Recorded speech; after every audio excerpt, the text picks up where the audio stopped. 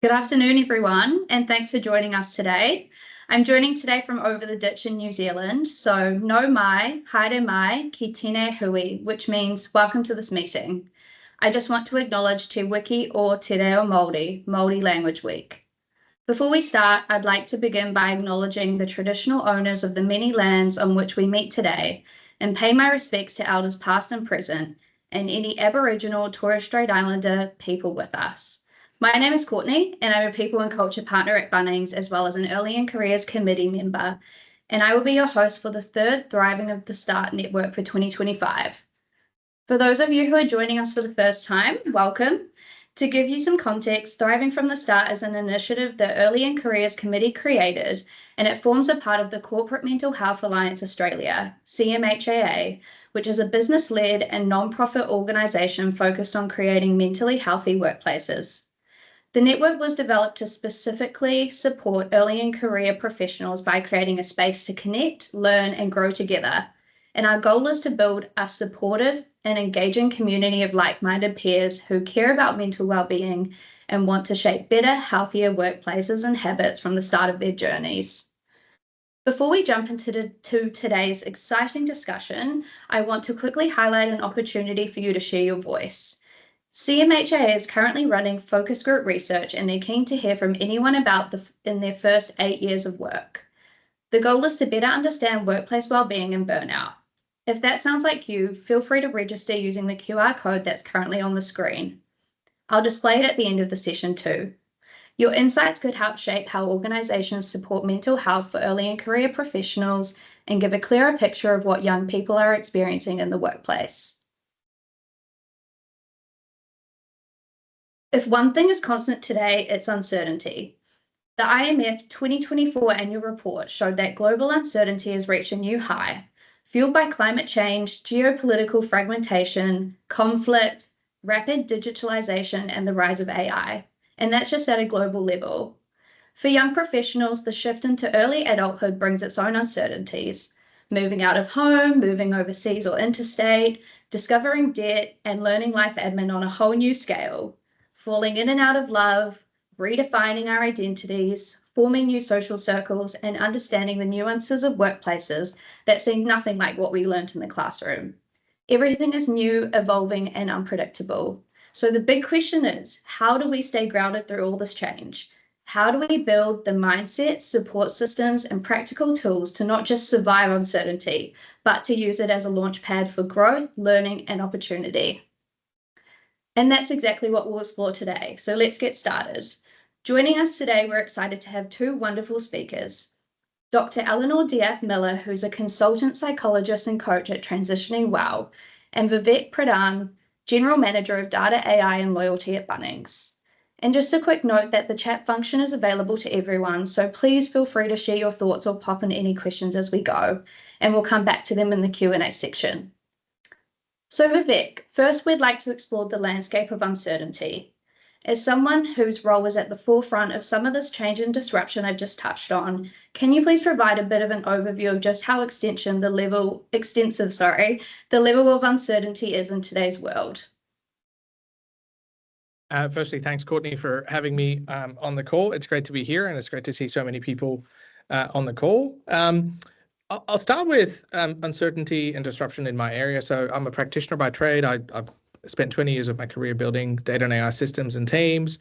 And even just in the last few years, the disruption with AI has been unprecedented. I've tracked AI and development of AI for most of my career. And the rate of change that we see since late 2023, since generative AI came to the forefront, is immense. More broadly, outside of the AI innovation, I guess we're in a period post-COVID, in a period of inflation that we haven't seen before. We are also, in most of the Western economies, ours included, looking at stagflation. So there's limited growth and rising inflation, which central banks are trying to fight with higher interest rates, and all of that is worsened by the fact that that's fueling a housing crisis, which is proving challenging for many of the population.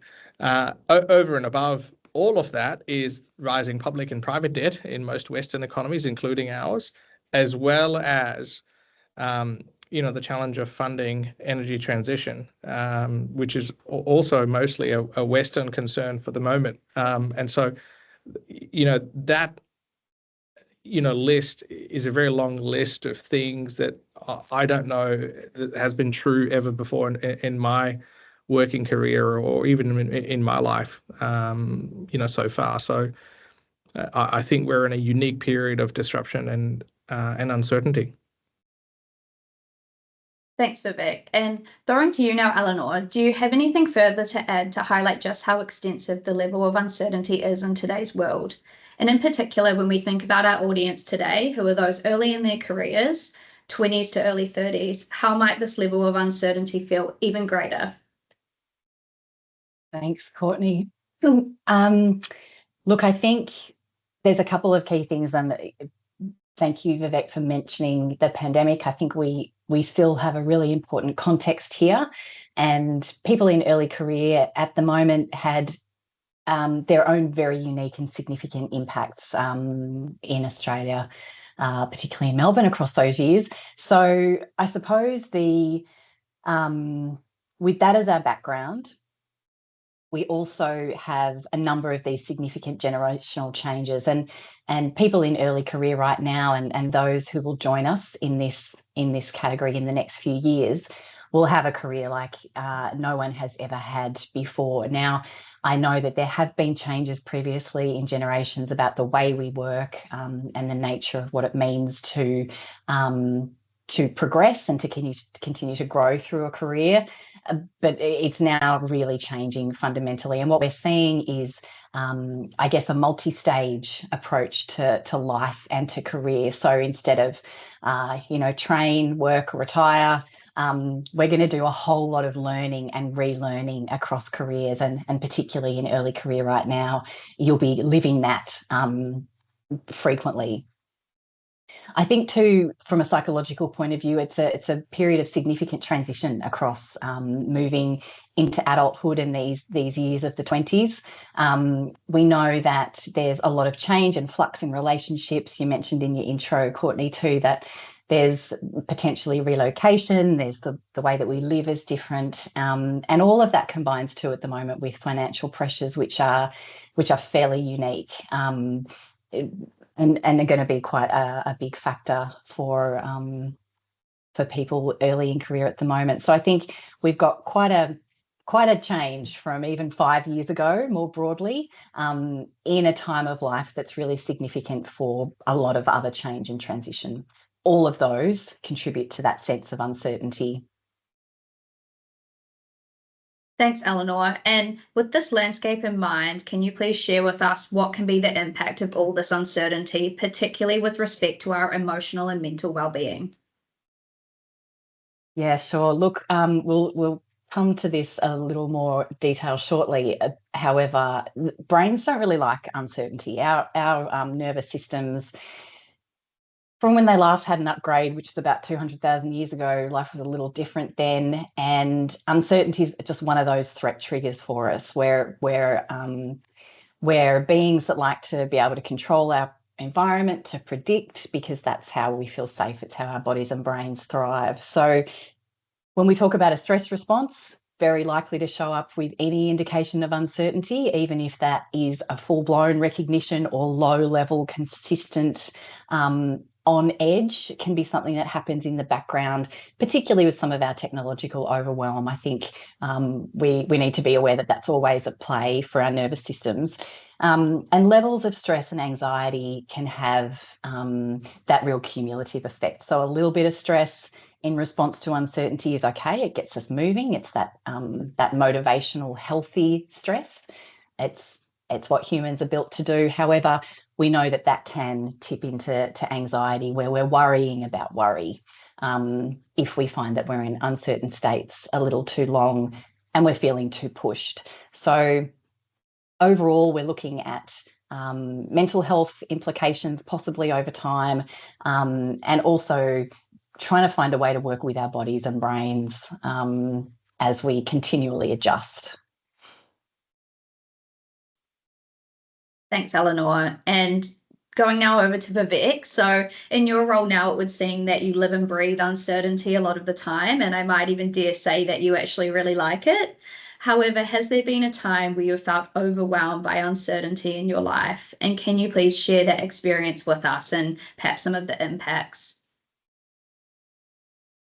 Sure, I wouldn't go as far as saying I love uncertainty, but maybe two examples come to mind which might be helpful and relevant to the audience. One is I graduated from university in the end of 2006, and so I started my career at the start of GFC, which is not a great time to enter the workforce as a young person because you weren't sure about the industries that were going to get impacted. Was it just financial services? Was it going to be more than financial services? Was anyone going to have a job? What was the unemployment rate going to be? How will I find a job given I have no experience and just a university degree? So that fueled a lot of early career anxiety for me, like just entering workforce. And to top it all off, I started my career in financial services. Despite the GFC, I found a first opportunity in a company called G Money, or G Capital as it used to be called at the time, post GFC. So it created a fair degree of anxiety about job security, being able to progress through life stages at a reasonable rate, and comparing my progress to my peers and people that had graduated maybe 2 years ahead of me. So there was a lot of looking sideways and anxiety from am I making fast enough progress? And if I reflect on a more recent example, start of COVID, I was a KPMG, I was a partner at the firm. We didn't know if the firm was going to survive, lockdowns. We didn't know if customers would continue consulting work. We didn't know how we would get our teams into our offices, let alone client offices, and the complexity of getting any meaningful consulting work done. We were looking at an income drop of 60 to 70% in the firm for that financial year, which is substantial for any business, right? And so as I reflect on that, what I've learned is uncertainty doesn't really go away. It just changes, and your capacity to deal with it might improve and change over time. But I used to think when I was younger, like if I just get through this GFC and I have 5 years of experience, I will have stability and security in my life. But that never really went away. In fact, if anything, there's a baseline level of uncertainty that has continued to persist even as to today. So, yeah. Well, thanks so much, Vivek, for being so generous and sharing your experience with us. It's good to hear your experience, and that while the uncertainty might not stop, if we keep practicing leaning in, and hopefully with the learnings from this webinar, we'll be able to lean in more. We get better at dealing with it. So that's great to hear. Now we're going to ask for a little bit of audience interaction. So if everyone wanted to grab out their phones, if you've got it on you, we're going to do a bit of a word cloud to generate some discussion. So I'll pop the poll up here. If you can also type in.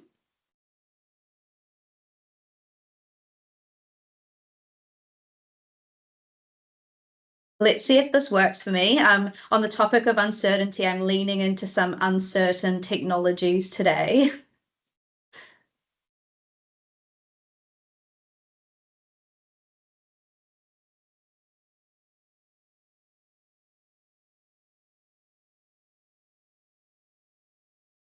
Sorry, I will get there.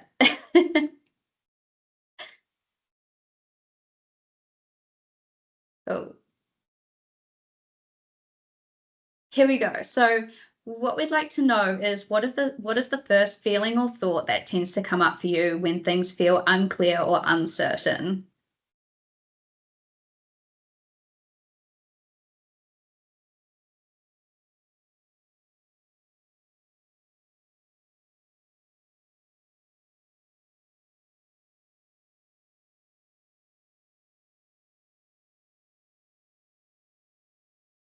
We've got some quite common responses coming through here.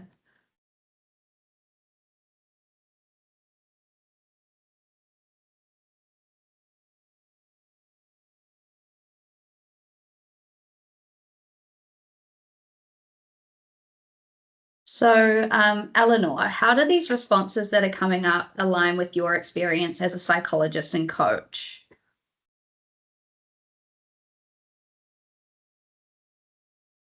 These are incredibly expected and normal responses, given the level of strain sometimes that feeling uncertain can bring. And I think as the rest of those, as the data comes in, one thing we know about humans from research is that we'd rather know that something unpleasant or bad is going to happen, as opposed to not knowing whether it will happen or not, which I think is quite astounding. We also have quite a bit of individual variation in how we feel able to tolerate uncertainty. You will all know people, I'm sure, who you feel like they might manage it better. Actually, we know that it's just slightly different for us, and some people will be more prone to experiencing higher levels of stress in relation to anxiety, to uncertainty. I think the other thing that we always see is a period of all of these emotions coming in where we just want to know what's going to happen. So we sometimes can move towards, there's a comment there about desire for control. That's a very common response, is to just want to do something or anything to make ourselves feel a little better. Sometimes that might mean that we make decisions a little quickly. We can be sometimes a little hasty, but someone's also noticed here that it's hard to make decisions. And I guess what I would highlight as well, that when we have our nervous systems in a bit of a state of uncertainty and feeling a little threatened, we are operating less in that higher order thinking, where our planning and our organisation and our prioritising is at its most efficient. Those skills can be a little offline at times when we're feeling under pressure. So these are all extremely common and very expected responses. Actually, one thing I will say, Courtney, just as I'm looking, is one thing that we're always keeping in the back of our minds is to what degree does this impact us? And I think that's the thing that we can always ask ourselves, particularly across our 20s and 30s, where extra periods of support can make a huge difference, whether that's coaching, whether that's dropping in to see a clinical psychologist or a counsellor for a few sessions. That real proactivity when uncertainty and stress are high can make such a huge difference in those periods. So it's always good just to keep a bit of a check about how you're tracking, how you're going most of the time. And if there's been, between 2 and 4 weeks where some of this is weighing very heavily, it's usually a good point to have a conversation. Thanks, Eleanor. That's some really great advice there. Really appreciate it. And Vivek, bringing you in here. So in your role, you're at the cutting edge of change and uncertainty and attempting to help others embrace the benefits. So do you see some of these signs at a collective level? And if so, what's the impact? Sure. So in my role, if I think about or anyone in my role that's trying to help their business and organization leverage the power of AI, one of the things we see associated with that is a lot of anxiety around job displacement. And so the first response most people have is, what does this impact? How does this impact my role? How does this impact my career? How does this impact my future? Am I training my replacement? And so a lot of people default to or tend to imagine the worst case scenario outcome. And so, the strategies that have worked, I guess, in the past is also helping people understand that sometimes change and uncertainty is actually quite positive, and that there are things in the universe that can gain from uncertainty. In fact, there's a very good book on it. If people on the call are interested in reading from an economist, it's called Anti-Fragile: Things That Gain from Disorder. And the author talks about how there are people and systems and countries and organizations that actually benefit from uncertainty. And so uncertainty is not always bad. Coming back to AI and I guess a lot of the disruption conversation that happens, most people, when they spend enough time understanding the root cause of their anxiety and what's driving it, will actually realize that there is still a human in the loop, that they still have a role to play in society, they still have a role to play in workforce, and the robots are actually not taking over. And it's why the technology is called Copilot. It's not called Pilot, and it's certainly not called Autopilot. And so the co refers to the human in the loop. And so in my work, a lot of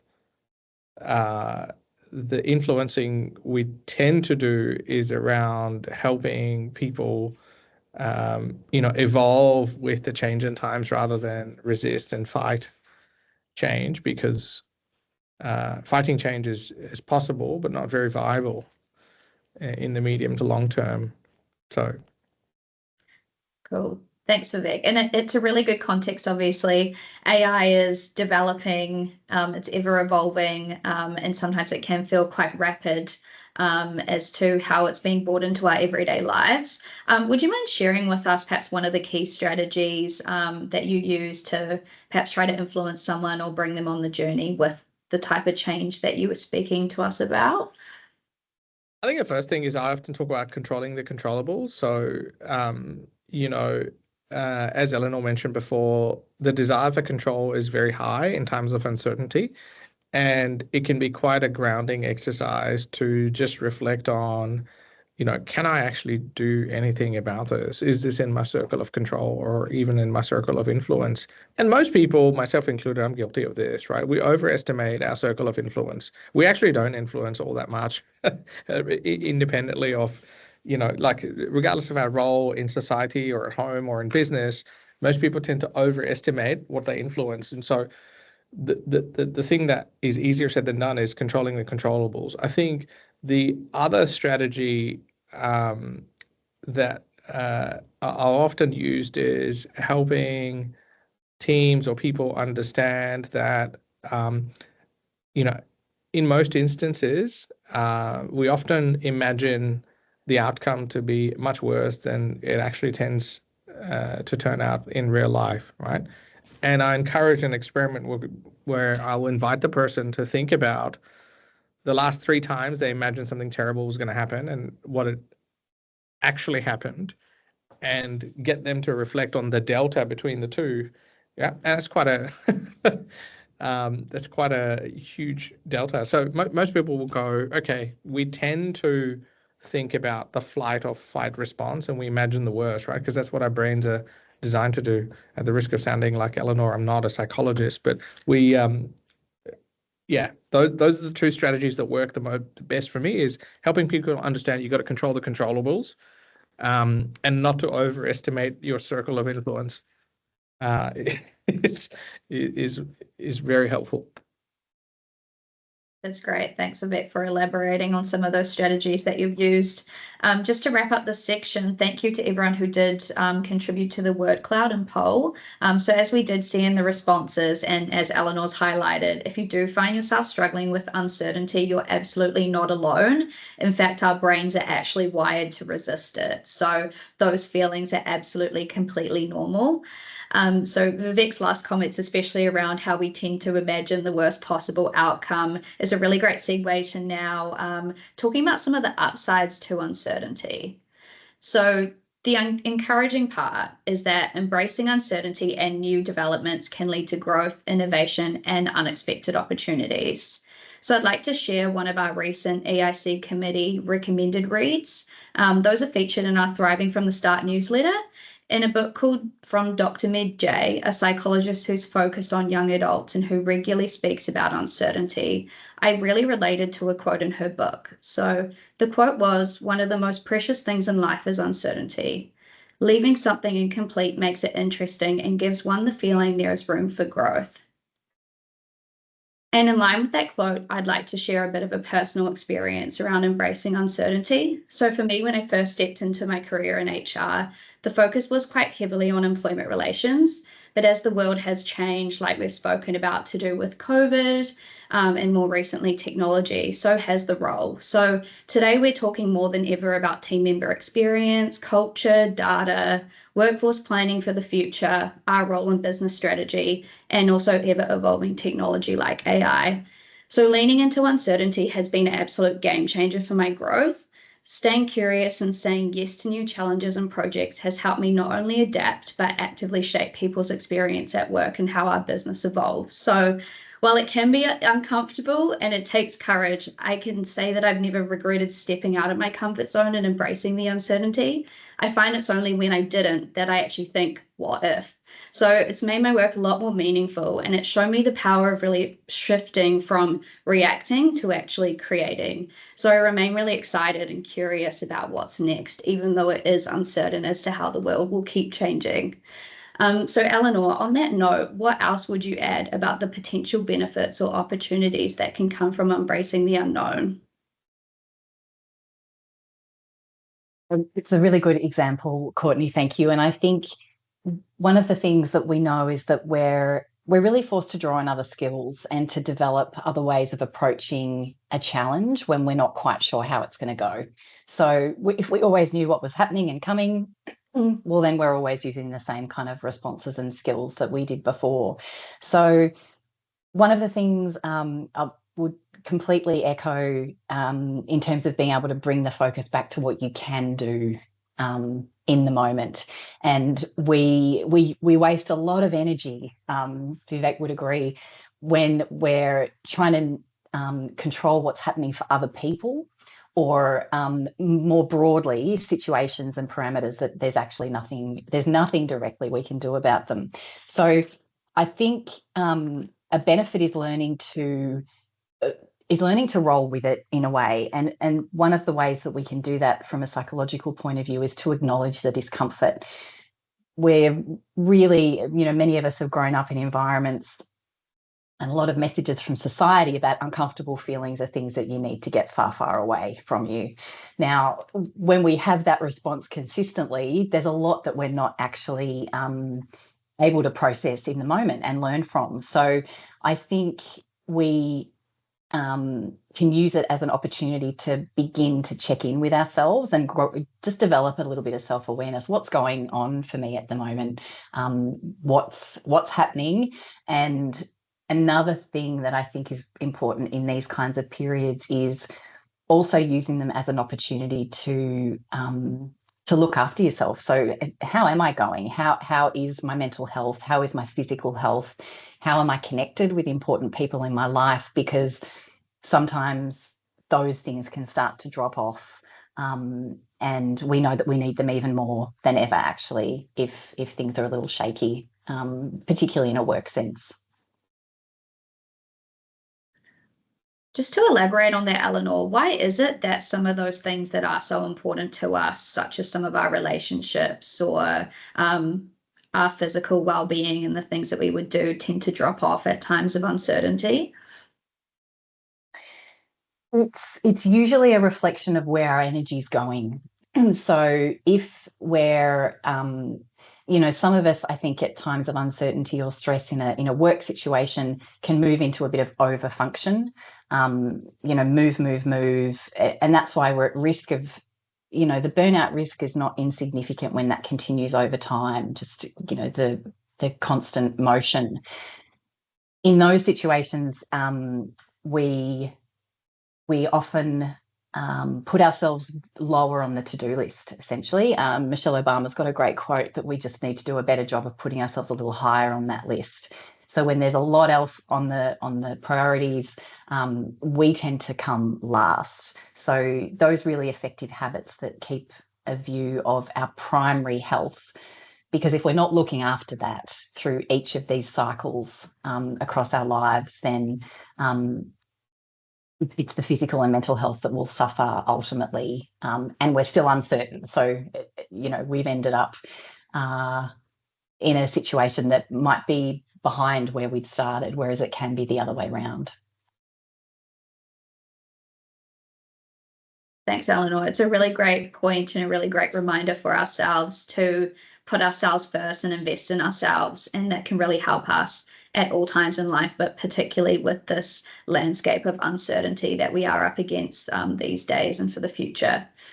So going to Vivek now, to your personal experience with navigating uncertainty, can you share with us some personal strategies that helped you move through that period so as to cope and adapt? And can you tell us some of the benefits that you found from those strategies as well? First thing that I found helpful is just narrowing the time horizon that I thought about. So often in times of uncertainty, we tend to think months and years out. And if I take this job, what will happen to me in 5 years' time? What will my career look like in 5 years' time? And that is often a result of overthinking and probably expanding your time horizon. So one strategy that's always worked for me, like through COVID, was what's this week looking like, and how many days a week can I homeschool my son along with my wife, right? And is this week okay? And if this week is okay, we will work out what we do next week. So short-term planning sounds like a terrible thing on paper when it's verbalized like that, but it may actually help you get through a period of uncertainty. I call it the lily pad theory, which is, imagine a frog navigating a swamp that's going through, a series of lily pads. I often don't think too much further ahead than the next lily pad, right? And then once I get to the next lily pad, we'll work out, what are the available options from that point onwards, right? Certainly not recommended in all aspects of life, but it can help in a period of uncertainty.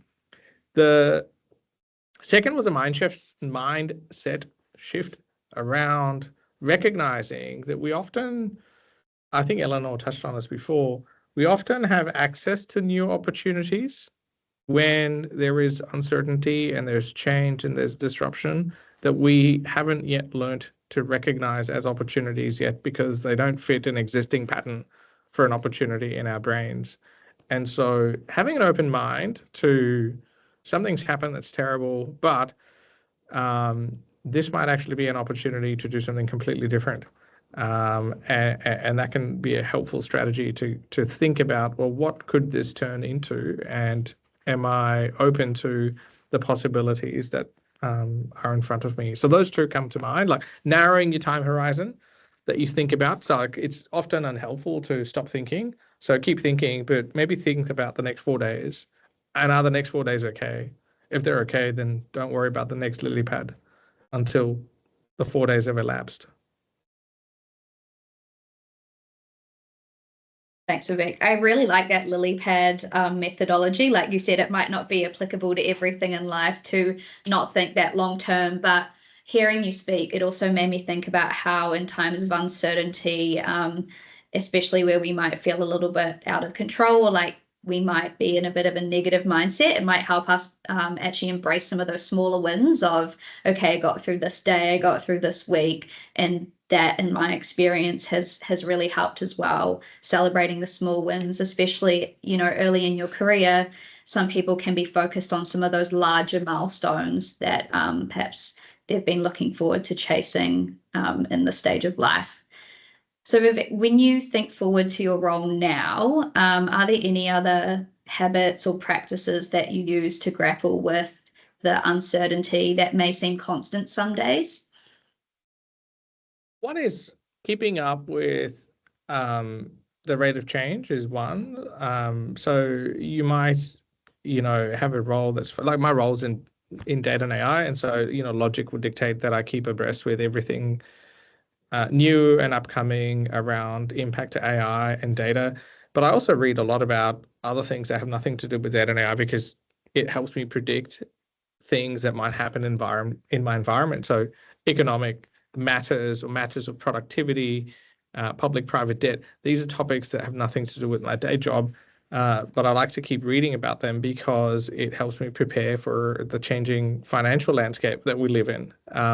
Often I don't take any different actions off the back of, learning, about these new topics, but learning more about the world is often a helpful way to combat anxiety, because you might learn things that help you process new data points a lot better. I think the second strategy that has taken me many, many years to perfect it is not attaching a professional identity to your job title, which is very easy said than done. You just have to look at my LinkedIn profile to know that I spent most of my career as a consultant, because the programming I had in my head was I was a consultant. And so I worked very, very hard for a very, very long period of time to uphold that identity. So sometimes those identities are unhelpful programmings in your mind. And so dealing with uncertainty is often about turning off that programming to go, I'm actually able and capable of doing other things beyond consulting to organizations. So I mean, transitioning into the industry and the role I'm in now at Bunnings is an example of that, right? It took a little bit of unwinding to go, actually, I don't have to be a career consultant. I can go in the industry and drive lasting impact. So those are two examples that come to mind. Cool. Thanks, Vivek. I really enjoyed both of those examples. It's quite interesting that you touch on the topic of learning and that sort of continuous learning. I know for a lot of our audience who are early in career, when you enter the workforce, there is that mindset shift that does take place around learning, because learning all of a sudden means something a bit different from spending your whole life learning at school or university or otherwise to prepare the workforce. And then all of a sudden learning sort of takes that whole new meaning. And I also really love the example around not attaching your identity to your job titles, because I have to say there's job titles that I look at and I don't know what they mean. There's all sorts of new job titles coming up all the time. So everyone on this call, we could have job titles one day that we couldn't even imagine, or might not know what that even means at the moment. So two really great takeouts that I think will really resonate with our audience. Thank you. So Eleanor, now shifting to start to explore strategies for how to navigate uncertainty. Vivek talked about some things like mindset shifts and learning. Can you please explain that a bit further for us? What sort of mindset shifts are most helpful when in turning uncertainty into a positive learning experience?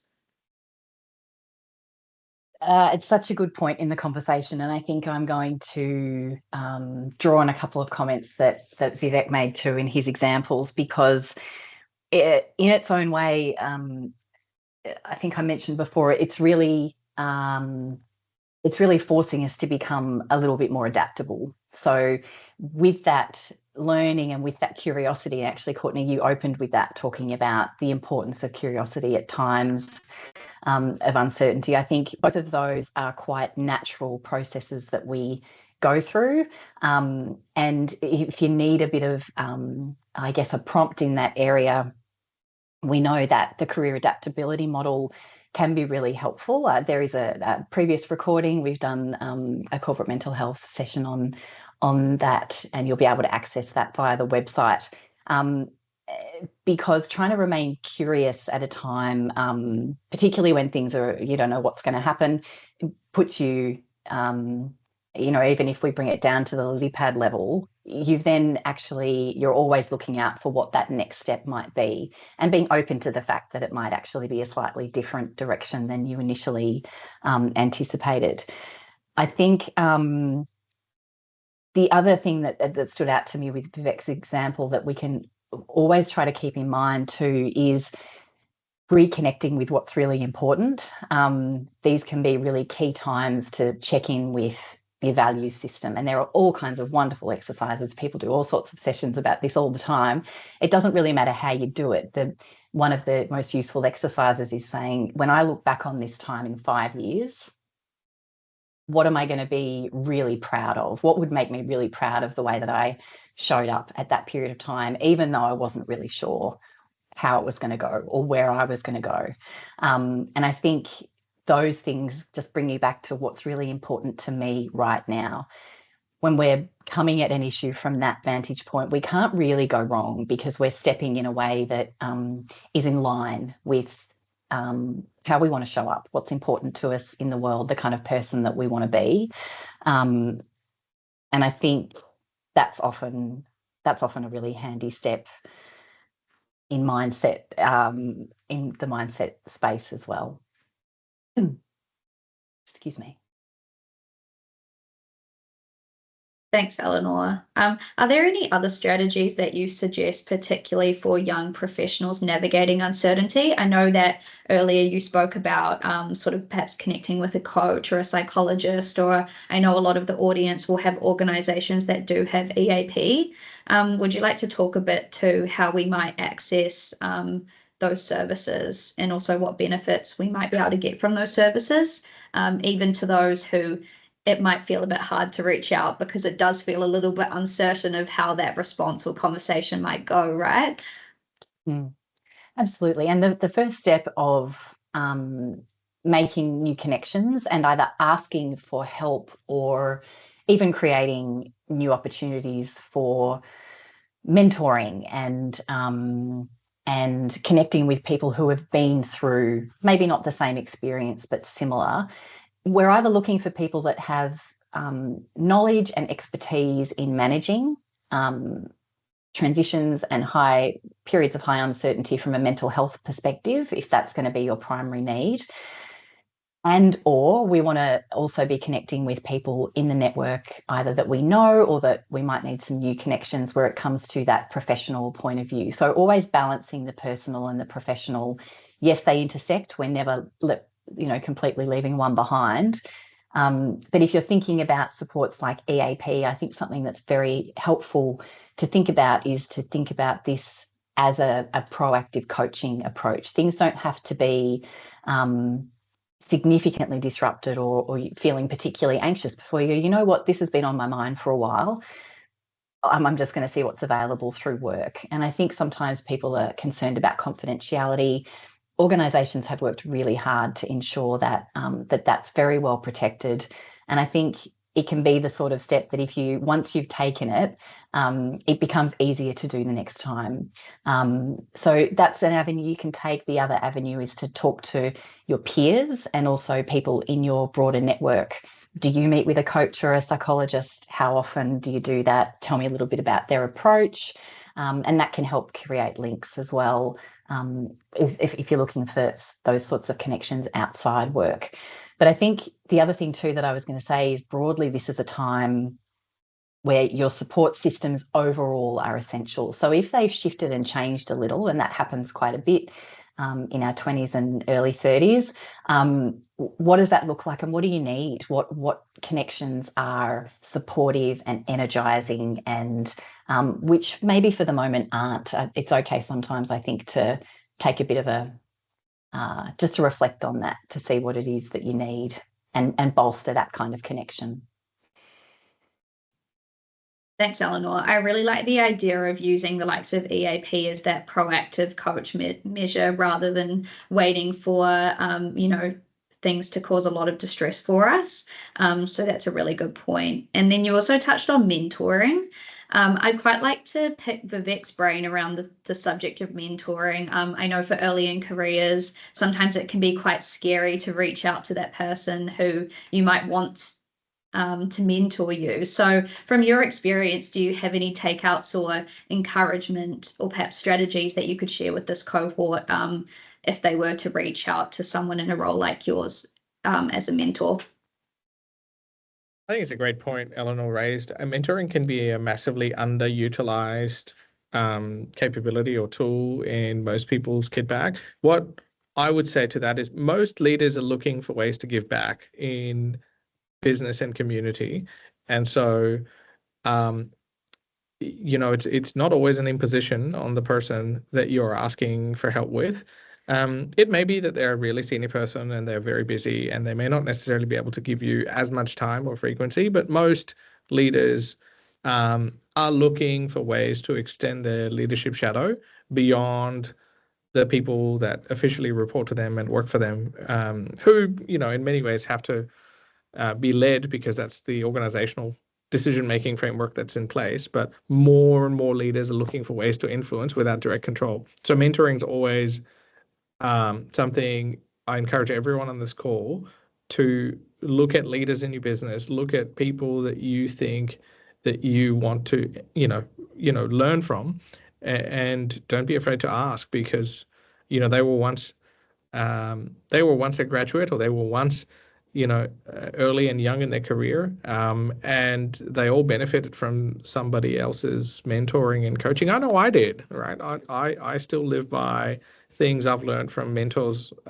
from my first job, and those people were very, very senior at that point in time. And so mentoring is a great option. It always requires initiative. So the other thing to sort of bear in mind is you have to own, what you want out of that relationship. And that can always ease the burden of a senior person not having to think about, what they can help you with. So if you can ease their cognitive burden, you're more likely to get mentoring support than otherwise. Thanks, Vivek. Really appreciate your sharing around mentoring, and for those who are maybe umming and ahhing about reaching out to someone, your comments were really reassuring and quite empowering. I know in my experience, I've been really lucky to have the time of some mentors, and they've been really, really helpful for me in my career, and I continue to connect with them. So can't speak highly enough of mentoring to anyone who is on this call. Eleanor, do you have any comments around strategies before we jump to the next topic? I think we've covered most of them. I think the idea too of self-coaching dash a little bit of self-kindness goes a long way. So the literature in self-compassion, some people hear the phrase and they're like, oh, is that a thing? Is there any evidence? There's a lot of evidence. And when we reflect on the fact, a really good clear way to do this is to reflect on when a friend came to you with a challenge they were having, or a particular maybe a period of uncertainty. What would you say to them, or what did you say to them? Now, often the kind of support that we offer ourselves, actually, it's not often support, it's often a bit of a stick or a carrot. We can reframe a lot of that by saying, you know what, I can offer myself the same kind of guidance and reassurance that I would offer somebody else. It's not a great time for self-criticism, and that can be a real default for a lot of us, is we feel motivated by giving ourselves a bit of a hard time. The evidence is showing that the opposite is actually more emotionally supportive over time, is actually, this is difficult. This is what's happening, and this is what I'm doing while I step myself through it. Just to give yourself a little bit of space in that, rather than thinking you should be doing something differently or better. Thanks, Eleanor. That's a really great point. Now, we might have some leaders of early in career employees with us today. So for the both of you, do you have any suggestions you might have of how workplaces and leaders can better support early career employees through uncertainty, particularly considering the extent of uncertainty that they're often facing on a personal level as well, not just in the workplace?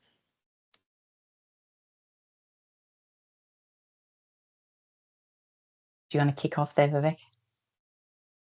So I think first, it's just, leaders often can do a great job of making things predictable, even though they are not predictable. So, many people on the call will have seen at least one restructure in your organization. If you work for any large organization, the average large organization restructures, every 18 months. And so, for example, restructures, organizational change can be an example of uncertainty and anxiety, but knowing that there's one every 12 to 18 months and things roughly pan out okay, that's a helpful strategy for leaders to communicate, not necessarily reorganization, but that change is part of, running and maintaining a successful business. And that goes a long way in helping. I think the other is also encouraging risk-taking for people younger in their careers. Everyone on this call, their risk appetite is much higher than Eleanor's or mine's, just by virtue of the fact that you are earlier and younger in your career, right? And the older you get, the more responsibilities you acquire, and your risk appetite will see a steep decline. So, early in the career is probably a better time than any to take risks and navigate uncertainty. And if you follow what everyone else does and take zero risk, your outcomes will be also like everyone else's. So in some respect, risk is actually a necessary ingredient to navigating change, because you might actually do really well out of it. So those are probably two things I like to talk about: is, normalizing risk taking in a measured way early in career, and then secondly, just anticipating change, because it always happens. Those are two for me, but throw to you, Eleanor. Look, I am such a big fan of, and it's, what we're doing here today, it's what Vivek is doing in modelling, is leaders who are willing and able to tell it like it is, in a way that reflects courage and vulnerability are just so closely linked. I know that many people early in career really value a frank, open, and what's the word I'm looking for? A very grounded discussion about the realities of life and working life. And I know it makes a huge difference when we hear feedback from the Thriving from the Start team, as well as others in other research we've done, is that made a huge difference to me, that I had an opportunity to hear a leader talk about how they faced into something difficult, and that things haven't always been simple. We tend to assume that things are simpler for others, and when we compare ourselves, we assume that they've done it better or had more or different skills. But it's very grounding to know that leaders are human.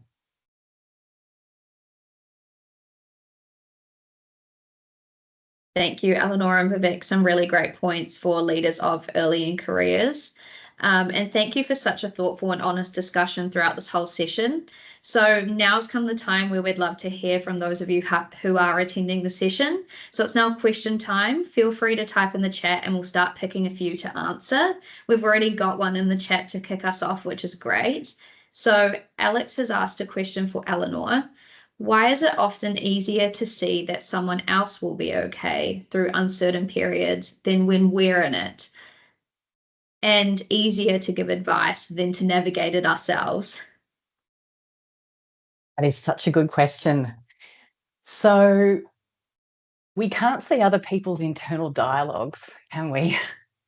And for ourselves, we've got a lot of stories. We've got a lot of past experience. We've got a lot of unique fears, right? None of us are exactly the same, and we've all come to the person we are through a whole lot of experiences. And when you watch someone else, we focus very much more easily on their strengths, and we see that, and we can call that out a lot more easily. Really, I think it's simply it's not simple, but it's an opportunity to practice that and reflect in a structured way about your own strengths and your own capacities. That self-doubt is not uncommon in those times of high uncertainty, but just to normalise that it's very easy to do. But we do know too that most people will have their own internal dialogues, and they probably see you in the same way that you see them, if that makes sense. So it's wonderful to have the perspective, but it's really about appreciating strengths, I think.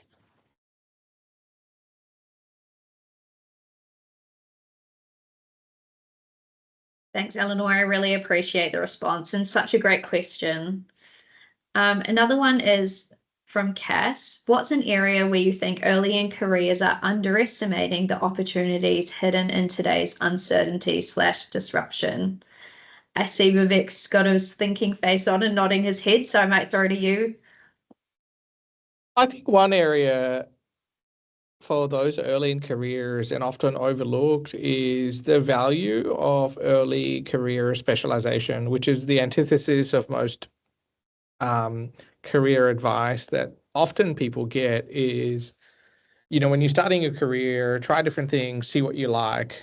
But actually, if you think about career growth and career trajectories and development, early specialization is actually the foundation for diversification later. And so if you're grounded in, an area of expertise, you will have opportunities to diversify later. But if you don't have a solid platform to build off, then it might be an actual challenge to, grow your career at the rate that you'd like.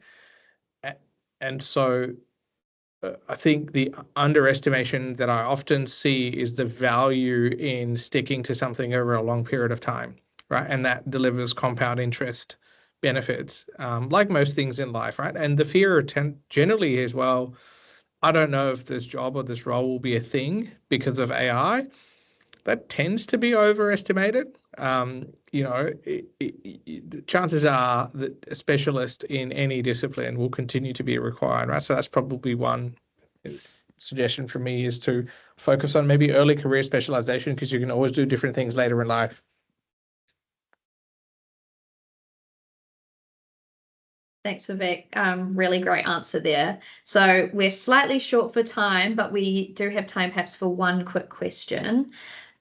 So someone has asked how to navigate a political corporate environment as a young person. It seems that the question is being stemmed from where fresh perspectives and an older generational manager are mixing, and the manager is yet to adapt to a younger workforce.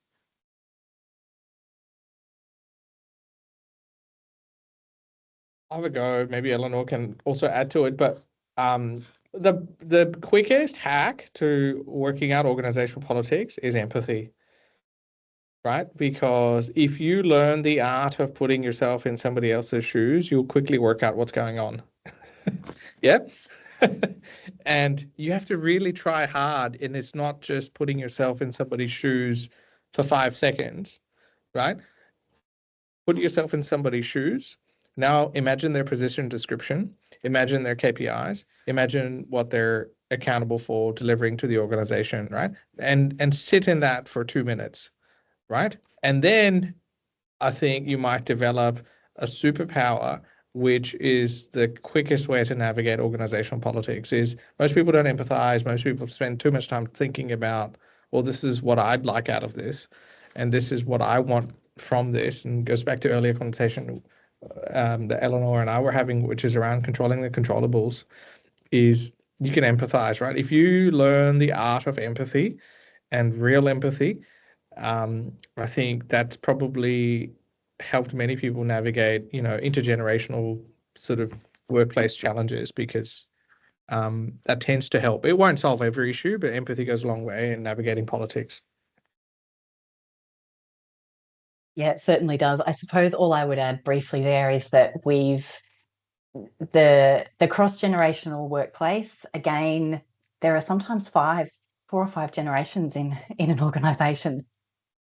Again, highly unique to you as a group of early career professionals. So I think meaningful change can be slow, and really adding on to empathy, there are over time usually ways to meet in the middle, but there are some situations where it will take time, and I think that can be the challenge, is stepping through something in a way that has your broad goal, what's my goal here, but also finding other ways to be slowly incorporating new ideas as you go. It can be quite a work in progress. Thank you so much for those answers. Really great strategies and really thought-provoking. Unfortunately, that's all the time that we have today for questions, and that brings us to the end of the Thriving from the Start webinar. So a huge thank you again to both Vivek and Eleanor for sharing your insights, experience, and practical advice. And thank you all for joining us today and engaging so openly.